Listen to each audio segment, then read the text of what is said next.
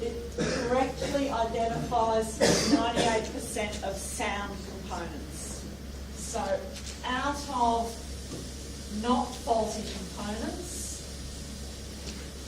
the test says it's not faulty. Okay? And then the 0.04 is the actual proportion of faulty components. So that's the probability of being faulty.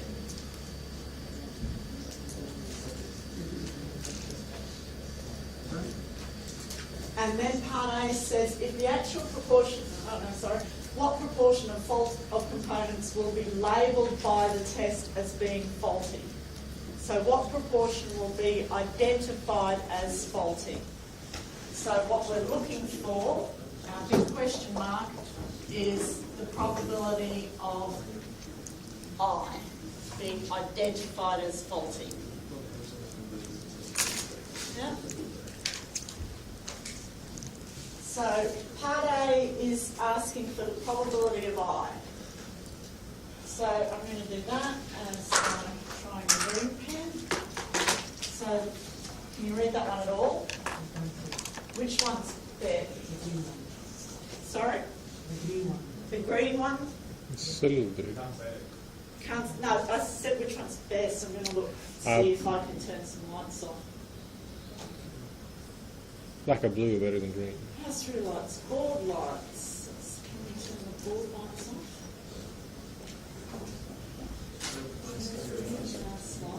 That's pretty. It's not what you want. We want the opposite of that. Pressing button and it's not doing anything. It works 95% of the time. That works 95% of the time. That might be a bit better. You actually want them on. You actually want them on, don't you? Okay, people in the back row, what colour's best? Blue. Black, actually. Black, can we choose non-colours? Black one is dying. Then blue. Red. Blue lights on or off? 5% of the time we're going to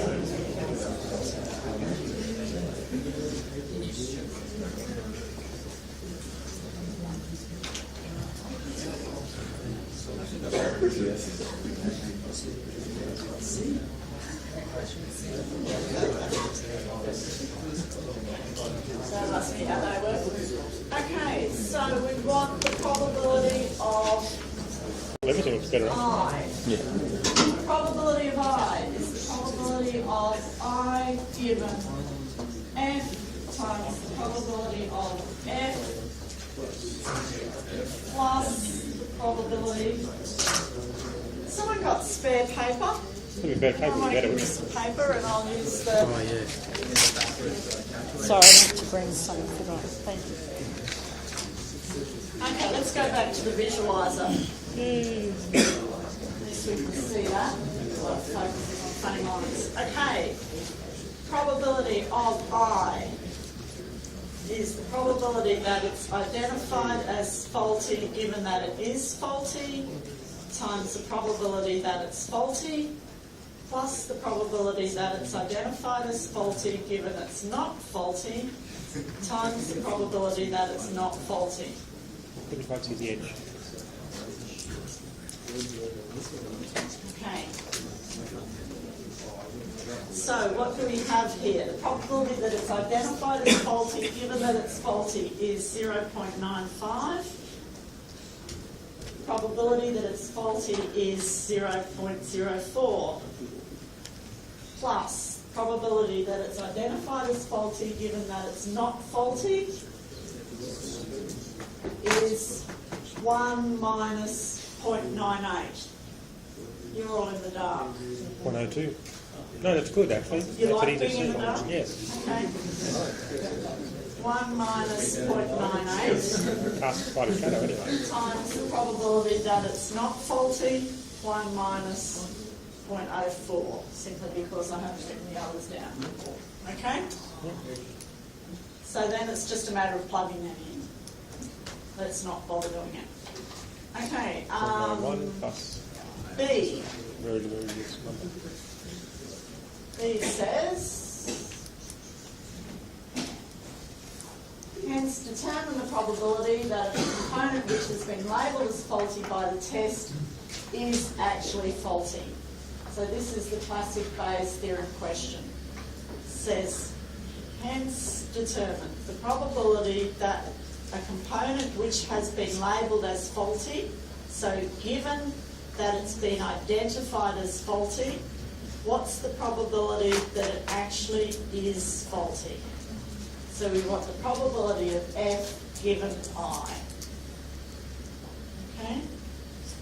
So what's the probability of F given I? Actually, once you've worked out that first bit, it's really easy to work it out. Because the probability of F given I is the probability of I given F times the probability of F divided by the probability of I. Okay? This top bit is the first bit in your expression that we've already done. The bottom bit is the whole lot. So this is actually 0.95 by 0.04 0.91. divided by the whole bit. So whatever that came out to, I came out to 0.02? I'll write it all down. 0.95 times 0.04 plus 0.02 times 0.96. Okay?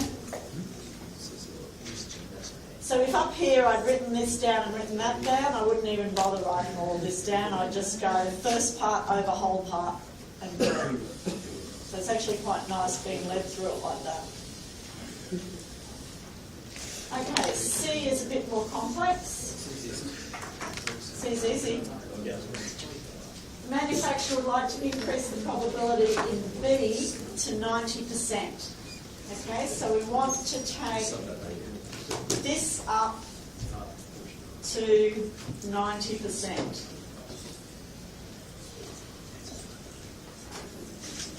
What proportion of sound components must the test identify correctly in order to achieve this goal? So what proportion of sound components must it identify correctly? So we want to actually know the probability of not being identified as faulty given that we're not faulty, right? Yeah. Yeah? Which is actually, at the moment, it's that number there. So we want to change that, in effect. So we could make that our X. So if we simply go from here, it's quite nice. We want 0.9, so this is part C. We want 0.9 to be equal to, none of that stuff on the top's changing. On the bottom, that first bit's not changing. On the next bit, we've got 1 minus x times X.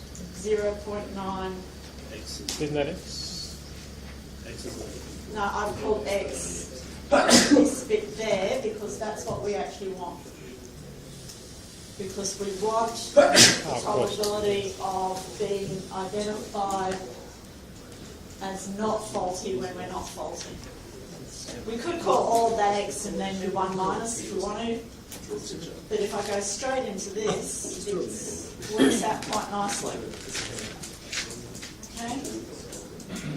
And then we should be able to solve that. We've got 0.9 equals stuff on the top, blah, blah, blah, divided by number here, plus 1 minus x times 0.96. You all happy solving that? Yes? Okay, I can slip out of my macron. And that's the end of the base theorem question. Wasn't that difficult? No?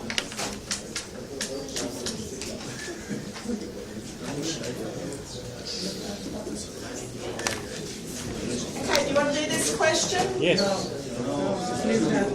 Yes. Leave that one and you want to do the next one. That's my favourite question. This is your favourite question, well you don't need to do it. 7 marks. 7 marks. Okay, let's just sketch it out. Okay, we don't need to do it all, but we'll sketch it out. The median, we're showing the median is equal to 1. Question 8. Okay? So the median is, okay, there's that much left in this paper, isn't there? Will we stay here unless we get kicked out? Yes. Okay. I've only booked the room till 4, I haven't died yet, so. So the median is the value that has probability to the half to either side of it. Okay? So the probability that the median is, the probability that x is less than the median should equal 0.5. We're told to show that the median is equal to 1. So we can just shove 1 in there and show that we get 0.5. Okay, it's easier than being asked to find it. Okay. So the probability is the integral, because this is a continuous distribution. Funny looking distribution. So we've got the integral from 0 to 1 of the first bit. Okay. And because 1 is there, that's all we have to do. So if we do that, we get, what do we get when we integrate that? X squared on 2, evaluated between 0 and 1, clearly equals a half, as shown. Okay? That's all you've got to do. That one's straightforward. Could you solve that straight from the graph as well, given that... Triangle? Yeah, it's a Use triangle. the area of a triangle? Yep. 1 by 1 on 2. Complex. Yeah, complex. Okay, determine the mean. Okay, so part B, the mean, often called mu, or the expected value of x, don't have to write all this down, I'm just doing it, is what? It's the integral of x times f of x over all x. Now f of x is in 2 bits though. So this is equal to the integral from 0 to 1 of x times x dx plus the integral from 1 to infinity, goes on forever, x times 2 on x to the 5th. Okay, so they're straight from the definition of the density function. Okay, so we've got x times each bit of that integrated over that range. X negative 5. X. Okay, so I've got integral from 0 to 1 of x squared plus an integral from 1 to infinity of 2x to the negative 4. Isn't there another constant? I lost something. So this is x cubed on 3 between 0 and 1. And this is x to the negative 2 on 3x to the negative 3. That cancels with that gives me that, yeah.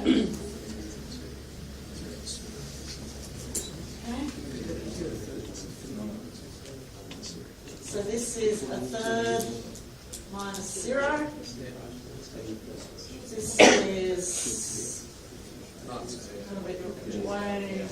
If I may, wasn't that 2x negative 5 on the second line?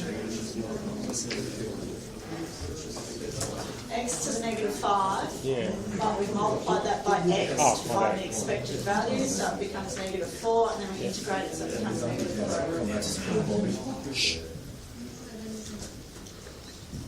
That made me turn Okay, around. so what else have we got in there? 2 on 3. Basically, it comes down to, we plug all that in there, everything else will disappear. We've got minus, minus, and this is equal to 1. It's kind of cute. So the median equals mean. Okay, then we're asked for the variance, yes?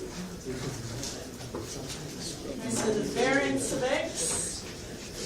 To find the variance of x, we need the expected value of x squared minus the expected value of x all squared. So we've just found that as being 1. So we need to find the expected value of x squared. So that's just the integral of x squared times the density function.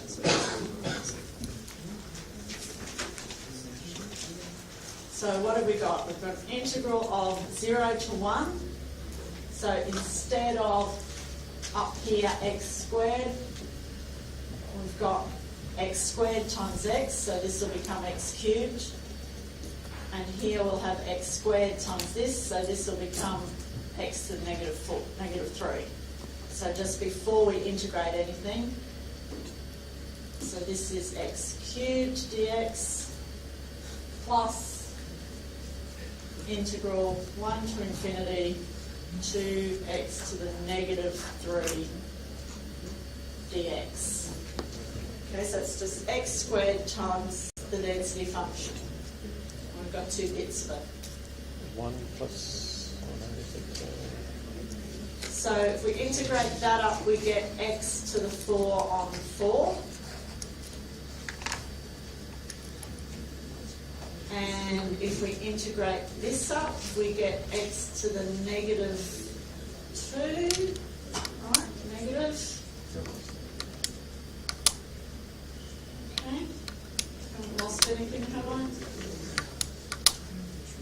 Nope, that looks good. Look right. So what have we got here? 1 on 4 and plus 1. 1 look right. So we get 1.25.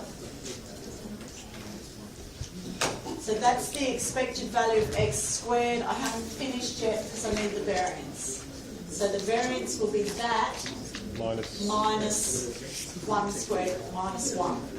Okay, so my variance, we'll shove it down the bottom, is equal to 1.25 minus 1 squared, which is 0.25. Okay? So that's my variance. My standard deviation, if I was asked for it, would be 0.5. So I'm lost.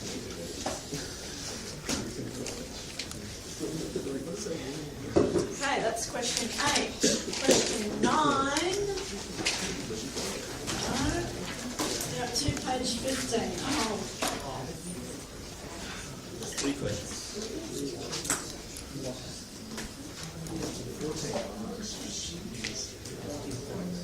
Okay, so what are marks on this one?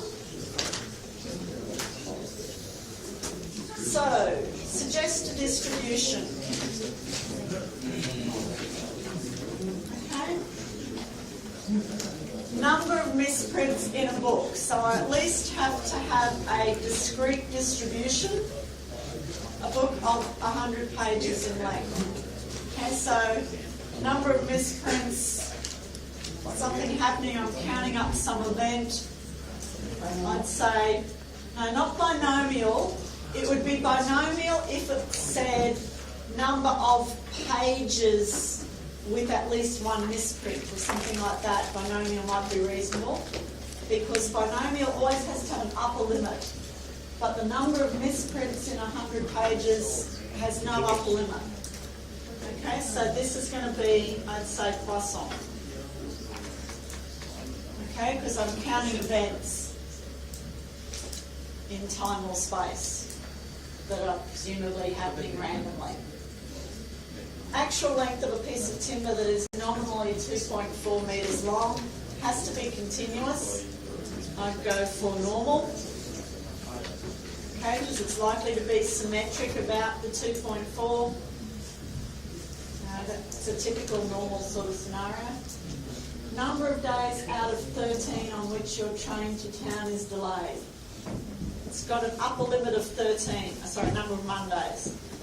It's got an upper limit of 13, lower limit of none. Presumably we're assuming that we're taking random days or something to make it work. Yep, binomial. Because either it will be delayed or won't be delayed. Number of throws of 2 dice before a player throws a double 6. Okay, so this is the number of trials until the first success. Geometric.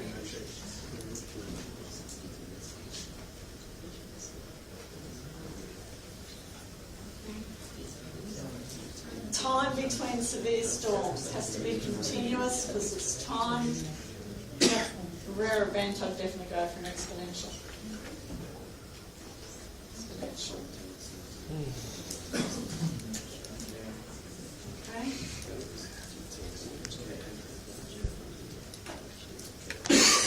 Okay, then we're going into the Poisson process. So we've got an average of 78 calls per hour, and we want the probability that we get 3 or more calls in 1 minute.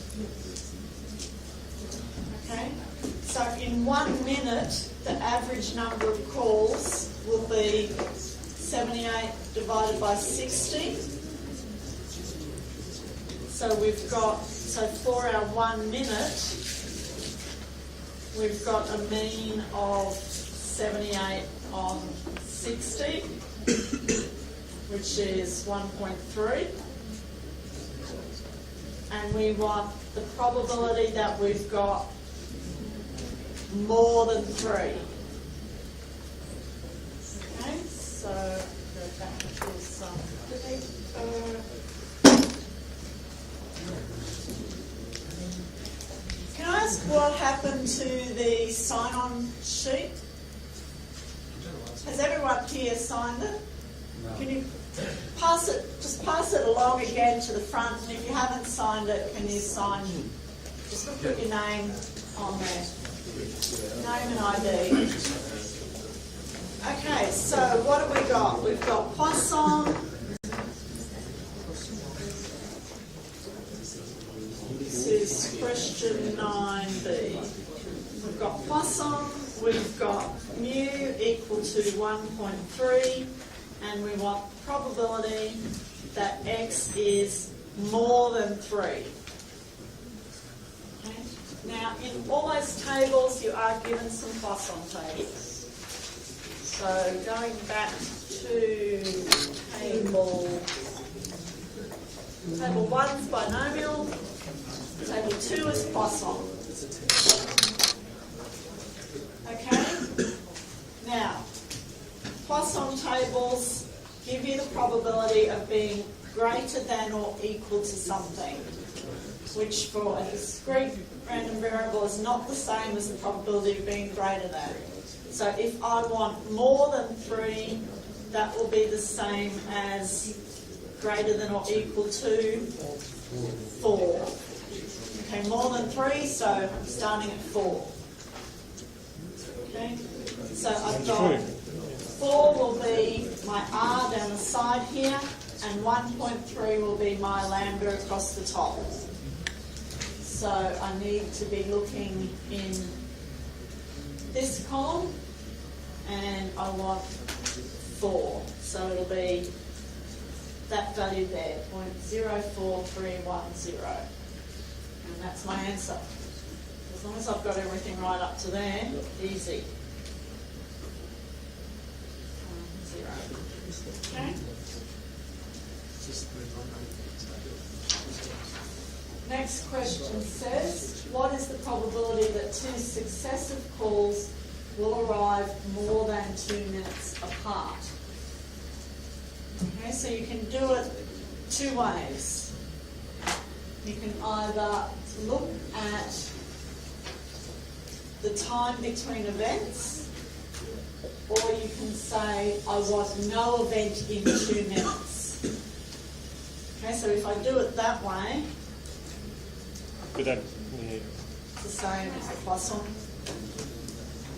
Okay, so you're saying that two successive calls more than 2 minutes apart, that's the same as the number of events in 2 minutes equals 0.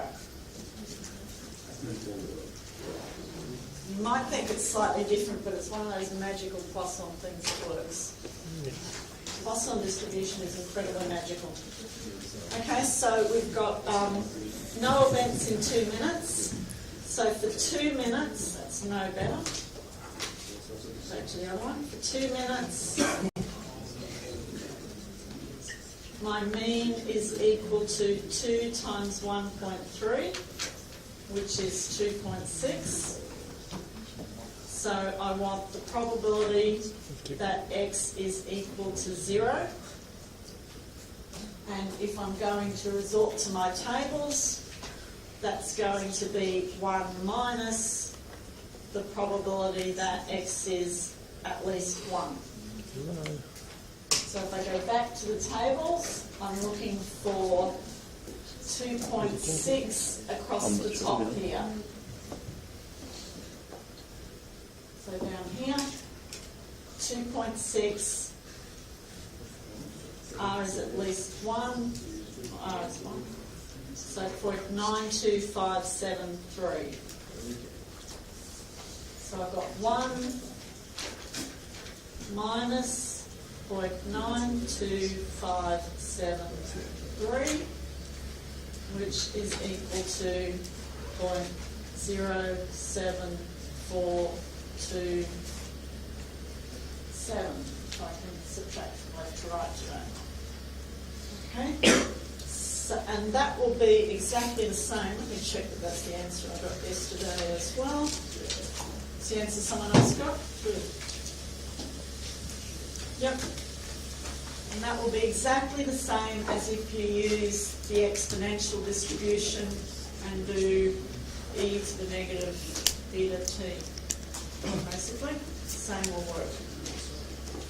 Okay, and let's see, one of these beautiful questions. If 10 1-minute intervals are chosen at random. Okay, so as soon as you see that, it's almost certainly going to be, I'm going from my Poisson distribution to a binomial distribution. Okay, so I've got 10 1-minute intervals. What's the probability that at least one of those intervals has more than 3 calls arriving? Okay. So for one interval, the probability of more than 3 calls, so for one 1-minute interval, the probability of more than 3 calls was what I worked out in question in part A. So that was equal to 0.0431. Okay, that's from part A.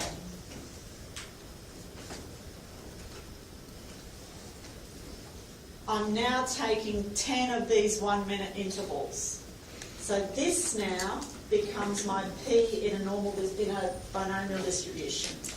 So I'm now saying let X be the number of intervals out of 10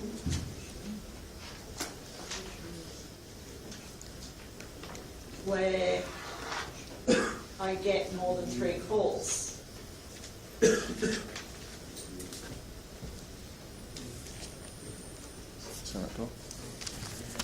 So X has a binomial distribution with n equal to 10 and P equal to 0.0431.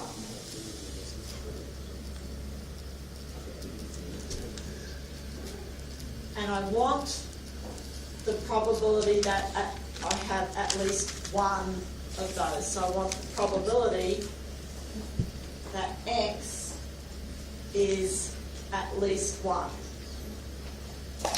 In other words, 1 minus the probability that